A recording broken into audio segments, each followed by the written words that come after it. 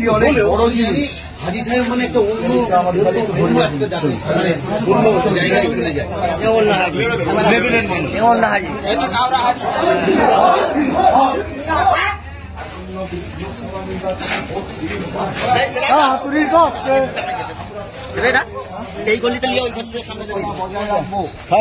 কেউ কোনো ভয় পাবেন না মা বোনেরা। আমি এখানকার বামফ্রন্টের প্রার্থী সব্যসাচী চ্যাটার্জি আপনাদের এলাকায় এসেছি। দলমত নির্বিশেষে সকলের কাছে আমার আবেদন, আপনারা কোনো ব্যক্তি মানুষের প্ররোচনায় পা দেবেন না। আমরা আছি, ভীত সন্ত্রস্ত হবেন না। ভারতের সংবিধান অত ঠুনকো নয়, ভারতের গণতন্ত্র অত ঠুনকো নয়। মায়েরা বোনেরা ভয় পাবেন না, আমরা আছি। যারা গালাগালি করছে, যারা মারধর করবার জন্য ভয় দেখাচ্ছে, যারা চোখ রাঙাচ্ছে, তারা শেষ কথা বলবে না, জনগণ শেষ কথা বলবে।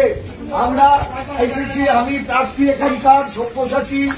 আমি রাত দিন আপনাদের জন্য থাকবো। যদি কোনো রকমের আক্রান্ত হন আমাকে জানাবেন। আমাদের সাথীরা রয়েছেন, তাদেরকে জানাবেন। কোনোভাবে ভীত সন্ত্রস্ত হবেন না মায়েরা বোনেরা, ভীত সন্ত্রস্ত হওয়ার কোনো কারণ নেই। আমরা থাকবো, আপনাদের সঙ্গে থাকবার জন্য এসেছি। ভারতের সংবিধান আমাদের সেই অধিকার দিয়েছে। প্রত্যেকটি মানুষ, যে মানুষ তৃণমূল করুন, বিজেপি করুন, কংগ্রেস করুন, সিপিএম করুন, কোন দল না করুন, মানুষের মাটি, মানুষের থাকার মাটি।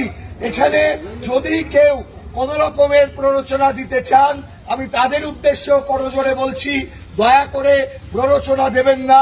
সাধারণ মানুষ, মেহনতি মানুষ, খেটে খাওয়া মানুষকে সন্ত্রস্ত করবেন না। তারা যদি একত্রিত হয়ে লড়াই করেন তাহলে কিন্তু কোনোদিন সে ফল ভালো হয় না। শান্তি বজায় রাখুন, সবাই মিলে ভালো থাকুন। সংবিধান বাঁচানোর লড়াই আমাদের লড়তে দিন। লড়াই করছে,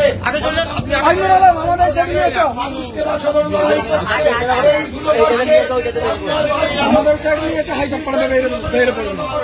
করছে।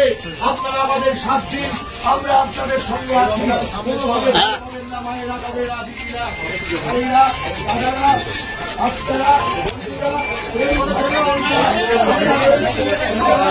বন্ধুরা, এখনো পর্যন্ত আমার কাছে ভিডিও ক্লিপগুলো এসে পৌঁছায়নি, তাই আপনাদেরকে দেখাতে পাচ্ছি না।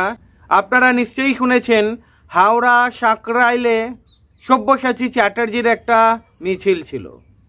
সব্যসাচী চ্যাটার্জি মিছিল শেষ হয়ে যাওয়ার পরে যখন সব্যসাচী চ্যাটার্জি চলে গিয়েছেন, যখন কর্মীরা বাড়ি ফিরছিল, তখন আচমকা কয়েকজন সিপিআইএম কর্মীর ওপরে হামলা করে, রাস্তায় ফেলে মারধর করা হয় তাদেরকে।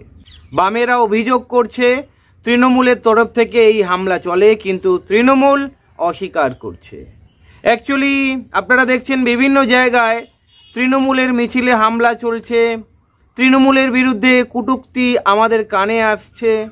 হচ্ছে কেন? তার মানে কি বামেদের ভয় পাচ্ছে? আপনারা জানেন এমনিতেও বিজেপির নেতা মন্ত্রীরা বারবার বলছে বামেদেরকে একটুও ভোট দেবেন না, বামেদের ভোট দেওয়া মানে নাকি টিএমসিকে সাহায্য করা। এই দিকে যদি দেখা যায় বঙ্গ বিজেপির যে কটা নেতা রয়েছে তার 90% লিডার ওই টিএমসি থেকে আসা। আর এই বামেদের নামে কটূক্তি ছড়াচ্ছে, বামেদের মিছিলে হামলা। কে চালিয়েছে এই হামলা? কেন করছে এই হামলা? শোনা যাচ্ছে পতাকা লাগানো নিয়ে নাকি ঝামেলার সৃষ্টি হয়েছিল, তারপরে এই মিছিল শেষে সিপিআইএম কর্মীদের ওপরে হামলা চালানো হয়। অ্যাকচুয়ালি কি ভয় পাচ্ছে শাসক দল বা বিজেপি? ভয় পাচ্ছে কি যদি সিপিআইএম জিতে যায় কি হবে? দেখুন, সিপিআইএম এর উত্থান আমরা দেখতে পাচ্ছি ধীরে ধীরে বাড়ছে এবং এই লোকসভাতে চোখ ধাঁধানো রেজাল্ট করতে চলেছে। সেটা হয়তো কোথাও না কোথাও বুঝে গিয়েছে শাসক দল এবং বিজেপি, যার ফলে হয়তো বিভিন্ন জায়গায় এইভাবে হামলা চালানো হচ্ছে।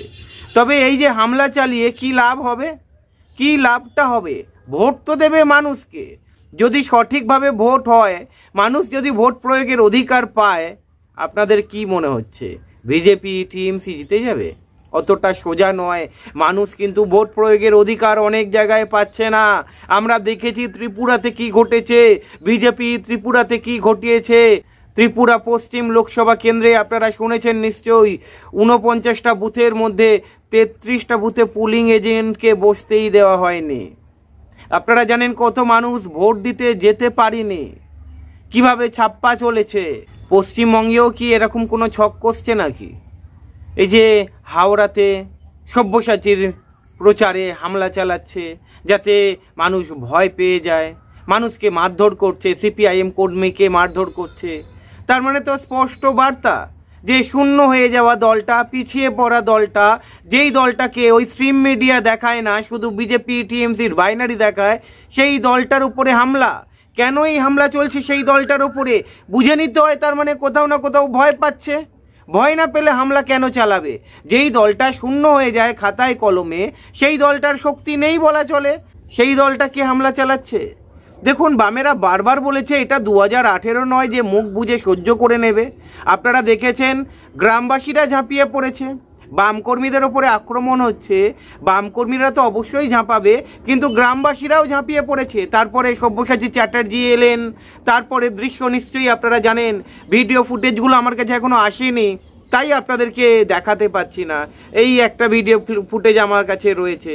তবে যেই ঘটনাই ঘটেছে এটা ধিক্কারজনক ঘটনা, নিন্দা করি। কিন্তু এই সিপিআইএম এর প্রচারে হামলা কে চালালো? টিএমসি বলছে আমাদের তরফ থেকে কোনো হামলা চালানো হয়নি, তাহলে হামলাটা কে চালালো? বিজেপি বলছে আমাদের তরফ থেকে হামলা চালানো হয়নি। সিপিআইএম কর্মীকে রাস্তায় ফেলে মারধর, সিপিআইএম এর পতাকা খুলে ফেলে দেওয়া, এইসব দেখতে পাচ্ছি। আমরা তমলুকে দেখেছি, আমরা বিভিন্ন জায়গায় দেখছি এমন ঘটনা ঘটছে। দেখুন, মানুষকে বুঝে নিতে হবে এবারে অ্যাকচুয়ালি কোন দল মানুষের পক্ষে রয়েছে।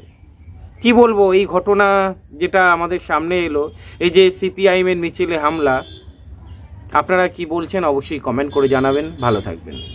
কিছু ঘটনার প্রেক্ষিতে আবার এসেছি আপনাদের কাছে এটা বলবার জন্য, আপনারা ভয় পাবেন না, সন্ত্রস্ত হবেন না। গণতন্ত্র বাঁচানোর লড়াইয়ে সিপিআইএম আমাদেরকে পাঠিয়েছে, সিপিআইএম এর নেতৃত্বে আমরা লড়ছি। কোন জায়গায় কোন রকম আক্রমণ হলে আজকে শুধু নয়, এই লড়াই শুধু একটা ভোটের জন্য নয়, এই লড়াই মাটি বাঁচানোর লড়াই, এই লড়াই দেশ বাঁচানোর লড়াই। সেই লড়াই লড়তে গিয়ে যদি কোথাও কেউ আক্রমণ করে, সেই আক্রমণের মুখোমুখি দাঁড়িয়ে আমরা লড়াই করতে চাই। মায়েরা, বোনেরা, চাচারা, চাচিরা, দাদারা, দিদিরা, আমি সব্যসাচী, এখানকার বামফ্রন্টের প্রার্থী। আজ সকালে আমাদের মিছিলে অংশ নেওয়ায় আমাদের কয়েকজন সাথীর উপরে আক্রমণ চালিয়েছেন কয়েকজন ব্যক্তি, যাদের পরিচয় নাকি তৃণমূল কংগ্রেসের নির্বাচিত উপপ্রধান এবং অন্যান্য পদে আছেন। আমরা তাদেরকেও বলতে চাই, বন্ধুরা, সাথীরা, দয়া করে নির্বাচনকে জীবনের শেষ কিছু ভাববেন না। একটা নির্বাচন আসে, একটা নির্বাচন যায়, কিন্তু দিনের শেষে আমাদের যে মানবিক পরিচয়